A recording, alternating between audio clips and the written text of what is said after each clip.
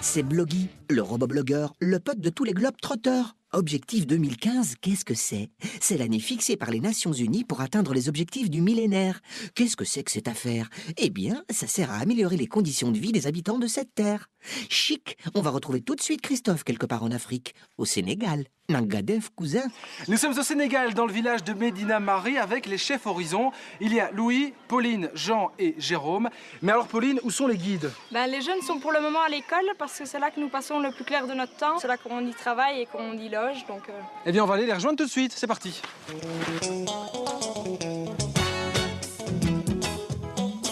Alors Jérôme, il y a combien d'habitants plus ou moins ici? Ça dépend des saisons, il y en a entre 800 et 1000. En fait, pendant l'hivernage, il y en a évidemment beaucoup plus, puisque les jeunes sont rappelés de Dakar et des grandes villes pour travailler au champ. Et on a combien de kilomètres de Dakar? À 650 km de Dakar. Et avant de retrouver nos guides Horizon en plein travail, on rejoint Bloggy. Bloggy, c'est à toi de nous dire pourquoi nous sommes ici au Sénégal. Eh bien, Christophe, il sera question de l'objectif numéro 6, lutter contre le sida et le paludisme à travers le regard des guides. Ils sont au Sénégal pour comprendre les problèmes des pays en développement, mais aussi pour se retrousser les manches, même le dimanche.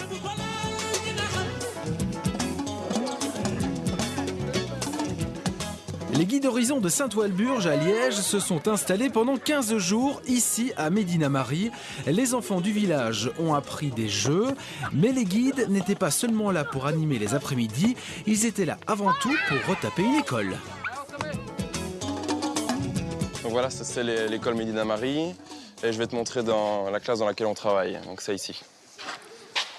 Vous êtes combien ici à travailler alors? Donc en tout on est 21 mais on ne sait pas travailler tous ensemble au même moment. Là on est une petite dizaine qui travaille. On peint le tableau, comme tu peux le voir, le tableau est en mauvais état et c'est quand même indispensable pour donner cours. Les filles, on peut vous déranger? Oui. On a l'impression que c'est toujours les mêmes qui peignent, non? Non, on se relaie en fait. Oui. Là c'est notre tour. On m'a dit qu'il y avait certains qui peignaient peu. Les garçons.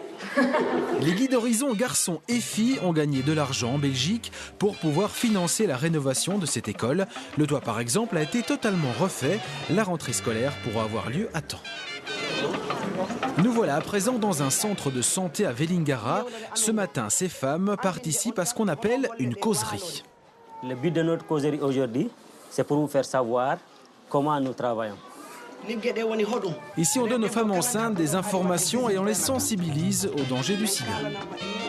Cap à présent sur la maternité, Fatouma est à la consultation avec son fils Mamadou, âgé de 22 jours.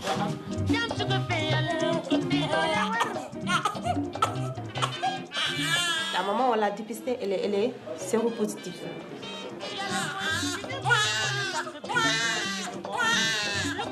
Donc on suit de près l'enfant pour qu'à 18 mois, on puisse faire le test et vraiment rassurer la femme qui a vraiment tout fait pour que son enfant ne soit pas atteint. Aujourd'hui, il est trop tôt pour savoir si Mamadou est aussi séropositif.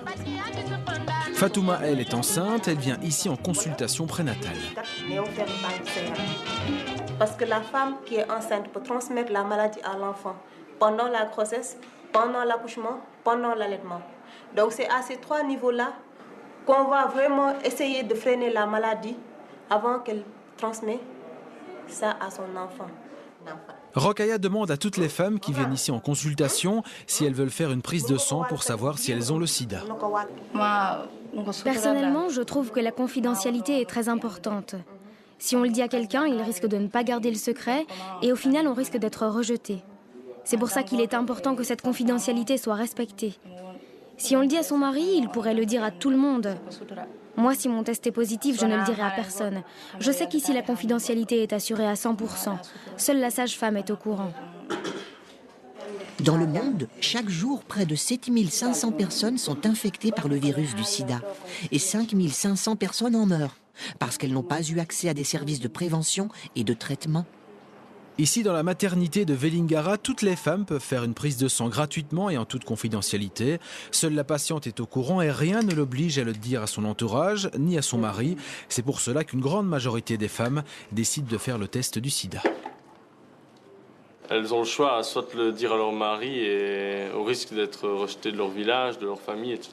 et vivre toutes seules, ou alors de ne pas le dire, mais alors au risque de transmettre la maladie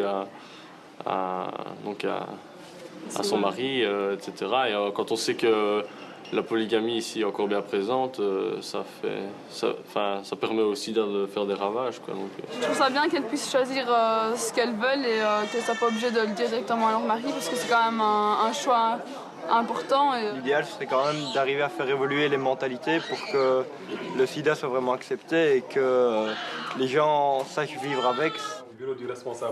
Dans le centre de santé de Vélingara, on soigne les personnes atteintes du sida et on s'occupe aussi de la prévention. Le moyen le plus sûr pour se protéger du sida, c'est évidemment le préservatif. Alors Amadou, qu'est-ce que vous stockez en fait ici?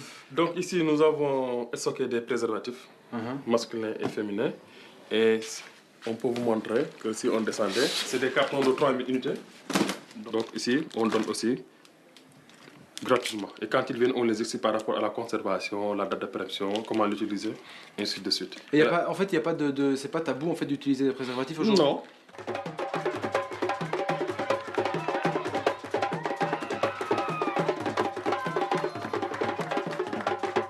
Dans les villages, ce sont des jeunes qui proposent des campagnes de prévention pour lutter contre le sida sous forme de scénettes. C'est très important quand on sait que dans le monde, 40 millions de personnes vivent avec le virus du sida.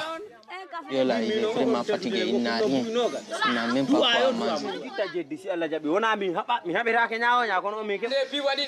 Tout le village s'est dépisté. Il n'y a pas de maladie. Ces jeunes-là, ils disent qu'ils ne sont pas atteints de cette maladie. Mais son ami, il n'a pas vu son ami dans le bureau. Dans les villages, le problème, c'est de trouver des préservatifs. Les jeunes ont suffisamment les moyens de se protéger. Est-ce que c'est un peu difficile pour en trouver? Parce qu'il nous faut de l'argent. Il nous faut de l'argent pour trouver ces préservatifs-là. Parce que même au niveau du centre de santé, si tu viens là-bas, on va te demander, même si c'est 25 francs, pour un seul préservatif. Les préservatifs ne sont donc pas gratuits partout. Ici, les jeunes semblent bien renseignés sur les dangers du sida. Les guides ont pu s'en rendre compte. C'est quand même étonnant que rien que par le fait de faire une pièce de théâtre et de s'exprimer comme ça, ça fasse sensibiliser même que ce soit les plus jeunes ou les moins jeunes, ceux qui participent pas. Je trouve ça vraiment, étonnant. Moi, je trouve ça génial que des jeunes soient si impliqués dans ces actions-là. En Belgique, j'ai pas l'impression que ce soit si fort les jeunes. Eux voudraient se protéger mais n'ont pas les moyens, tandis qu'en Belgique, on a les moyens et on se protège pas spécialement. Retournons au village et observons le travail.